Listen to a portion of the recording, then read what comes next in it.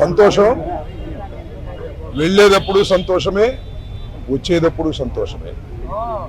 ఎందుకంటే 18 రోజుల పాటు ఆల్ ఆర్ బెయిలబుల్ కేసెస్, 18 రోజుల పాటు సెంట్రల్ ప్రిజన్లో ఉండవలసిన పరిస్థితి ఏర్పడింది. దీనికి కారణం ఈ ప్రభుత్వం, పోలీసులు కుమ్మక్కై చేసినటువంటి సంఘటనలు. నేను చాలా వివరంగా గుంటూరు వెళ్ళిన తర్వాత మళ్ళా మాట్లాడతాను. నేను అందరికీ ఈ సందర్భంగా నా ధన్యవాదాలు తెలియజేస్తున్నాను. నాకు ఎవరైతే సపోర్ట్ చేశారో ఈ సంఘటనలో, ఎవరైతే మద్దతు పలికారో వారందరికీ నా హృదయపూర్వక ధన్యవాదాలు. అలాగే కొంతమంది మద్దతు పలకలేదు, వారికి కూడా నా ధన్యవాదాలు. వారు ఏమన్నారంటే పెద్ద మాట అన్నారు, దానికి కూడా నేను గుంటూరు వెళ్ళిన సమాధానం చెప్తా. అదేమన్నారంటే అసహ్యంగా మాట్లాడితే దాడులు చేయరా అని. అసహ్యంగా మాట్లాడితే దాడులు చేయదలుచుకుంటే ఎంతమంది మీద చేయాలి? అసహ్యంగా మాట్లాడే వాళ్ళ మీద. అది ఒక అంశం. వాళ్ళకి కూడా నేను రేపు నా సమాధానాన్ని తప్పనిసరిగా చెప్తా. 18 రోజులు నన్ను జైల్లో పెడితే నేను భయపడతాననుకున్నారేమో. భయపడే ప్రశ్న ఈ అంబటి రాంబాబుకు ఉద్భవించదని మనం చేస్తున్నా. ఎందుకంటే ఈ చంద్రబాబు నాయుడు గారి ప్రభుత్వం వచ్చినప్పుడే జైల్లో ఉండటానికి సిద్ధపడ్డానని కూడా ఈ సందర్భంగా మనం చేస్తున్నా. నన్ను హింసించాలని, నన్ను జైల్లో పెట్టాలని చంద్రబాబు, లోకేష్ ఎప్పటి నుంచో ప్రయత్నం చేస్తున్నారు. ఎక్కడో దొరికాను, లోపల పెట్టారు. చూద్దాం, టైం విల్ కమ్ అగైన్. పరిస్థితులు మళ్ళా మారతాయి. ఈ పాపానికి వారు పరిష్కారం చేయక తప్పదని కూడా ఈ సందర్భంగా నేను మనవి చేస్తున్నాను. రాజమండ్రి సెంట్రల్ ప్రిజన్ నాకు పట్టుదలను పెంచే ఒక శిక్షణా కేంద్రం అని కూడా ఈ సందర్భంగా నేను మనవి చేస్తున్నాను. మరింత పట్టుదలగా, మరింత కసిగా ఎన్ని కేసులు పెట్టినా, ఎన్ని రోజులు జైల్లో ఉన్నా ఒక్క అడుగు కూడా వెనక్కు వెయ్యను. జగన్మోహన్ రెడ్డి గారి నాయకత్వంలో ఈ కూటమి ప్రభుత్వాన్ని ప్రజాస్వామ్యబద్ధంగా కూల్చేంత వరకు ఈ పోరాటం ఆగదు. ఎన్నిసార్లు జైల్లో పెట్టినా వెనక్కు వెళ్లే ప్రశ్న లేదు. అన్యాయంగా, అక్రమంగా జైల్లో పెట్టారు. నా ఇల్లు దహనం చేయడానికి ప్రయత్నం చేశారు, నా కార్లు పగలగొట్టారు, నా ఆఫీస్ పగలగొట్టారు, నా పెళ్ళాం బిడ్డల్ని తరిమి కొట్టారు, నన్ను చంపడానికి ప్రయత్నం చేశారు, తీసుకొచ్చి జైల్లో పెట్టారు. ఏమైంది? ఏమైద్దని అడుగుతా ఉన్నా.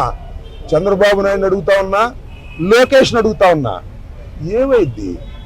ఏమైద్ది? ఏమీ కాదు. మళ్ళా కాలం తిరిగి వస్తుంది. అన్నిటికీ సమాధానం వాళ్ళు చాలామంది మిత్రులు మాట్లాడారు. బయట జరిగిన సంఘటనలు నాకు తెలియదు, చాలా తక్కువ మాత్రమే, పేపర్లో ఉన్నవి మాత్రమే నేను తెలుసుకున్నాను. జైలు జీవితాన్ని నేను అనుభవించాను అనుకోకండి, ఎంజాయ్ చేశాను. ఎంత కఠినంగా ఉన్నా ఎంజాయ్ చేశాను. ఎందుకంటే ఒక రాజకీయ స్ఫూర్తితో రాజకీయాల్లోకి వచ్చినటువంటి వ్యక్తిని నేను, పట్టుదలగా ముందుకు సాగే వ్యక్తిని జైల్లో పెడితే భయపడిపోయే వ్యక్తిని అంతకంటే కాదు, మరింత ధైర్యంగా పోరాట పటిమతో ముందుకు వెళ్ళేటటువంటి వ్యక్తిని కూడా మనం చేస్తున్నాం. ఎప్పుడు ఎక్కడా తప్పు చేయలేదు. పొరపాటు మాట్లాడితే వెంటనే పశ్చాత్తాపడ్డా.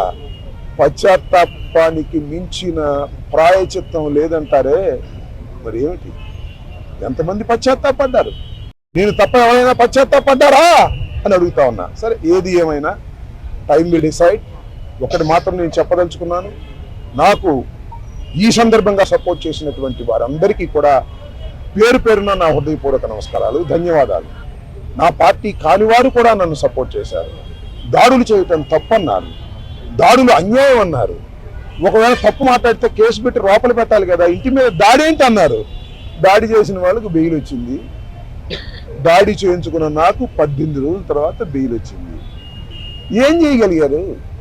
ఏం చేస్తారు? దేనికైనా సిద్ధపడి రాజకీయాల్లో జగన్మోహన్ రెడ్డి వెంట నడుస్తున్నటువంటి వ్యక్తులం. ఆ రోజు రాజశేఖర రెడ్డి వెంట నడిచాం, ఇవాళ జగన్మోహన్ రెడ్డి గారి వెంట నడుస్తాం, తుదకంటూ నడుస్తాం. బొందిలో ప్రాణం ఉన్నంత వరకు జగన్ వెంట నడుస్తాం. ఏ విషయాన్నైనా, ఎన్ని కుట్రలైనా, ఎన్ని కుతంత్రాలైనా ఎదుర్కోవడానికి సిద్ధంగా ఉన్నామని కూడా ఈ సందర్భంగా మనవి చేస్తున్నాను. అందరికీ నా హృదయపూర్వకమైన ధన్యవాదాలు ఈ సందర్భంగా తెలియజేసుకుంటున్నాను. మళ్ళా రేపు వివరంగా గుంటూరులో ప్రతి విషయం గురించి కూడా నేను మాట్లాడతాను. ఇంకొన్ని అడిగితే అడగండి.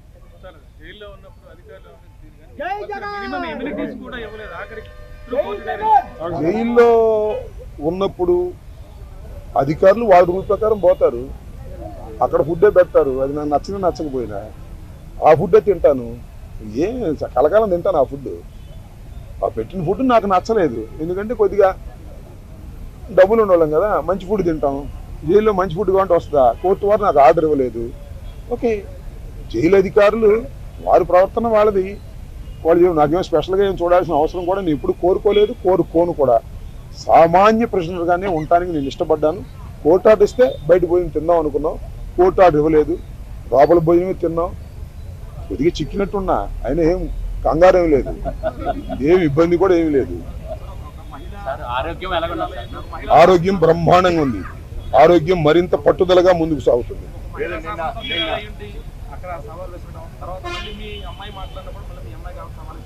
సరే, ఇప్పుడు వాళ్ళ గురించి వాళ్ళని ఉపయోగం ఉంది. చంద్రబాబు మానిటర్ చేశాడు, లోకేష్ మానిటర్ చేశాడు దాడిని. కరెక్ట్గా చెప్తున్నా నేను, చంద్రబాబు లోకేష్ మానిటర్ చేశారు దాడిని. 7 గంటల సేపు నా ఇంటి దగ్గర దాడి జరిగింది, 7 hours. అంటే పేపర్ నాలెడ్జ్ తప్ప నాకు ఎవరు ఏమీ నాలెడ్జ్ ఇవ్వలేదు.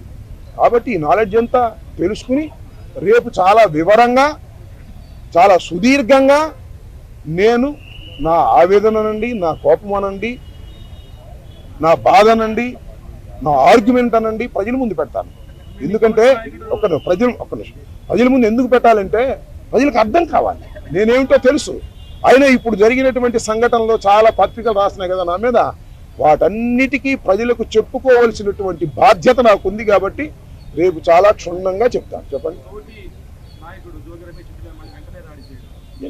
There plans. ఇప్పుడు నా జోగి రమేష్, అమ్మటి రాంబాబు అని కదా, వాళ్ళ విధానమే వైలెన్స్లోకి వెళ్ళి భయపెట్టాలని ప్రయత్నం చేస్తున్నారు. జైల్లో పెడితే భయపడతాం అనుకుంటున్నారు, ఇళ్ళ మీద దాడి జరిగితే భయపడతాం అనుకుంటున్నారు. భయపడ్డారు, నా పిల్లలు భయపడ్డారు, వాస్తవమే కాదని అంటలా. ఇంట్లోకి వచ్చి నా పిల్లలు, నా మనవలు ఉన్నప్పుడు దాడి చేస్తే భయపడతారు ఎవరైనా. పోలీసులు ఏం చెప్పారు తెలుసా? మీకు ఆశ్చర్యపోతారు. సార్ మీరు పారిపోండి సార్, పారిపోండి సార్ చెప్పారు. రక్షించాల్సిన పోలీసులు ఆ గంగా వెంకటేశ్వర ఆయన, తెలుగుదేశం ఆయన, పారిపోండి సార్ అంటాడు. మీరు గోడ దిగి వెళ్తారా అని చెబుతున్నాను. నన్ను గోడ దిగి వెళ్ళకంటే సావటం బెటర్ అని చెప్పా. అది నువ్వే కదా దాడి చేస్తానని చెప్పా. ఏంది ఇదంతా? అంతా చాలా వికృతంగా ఆటవిక రాజ్యంగా మీరు చేశారు.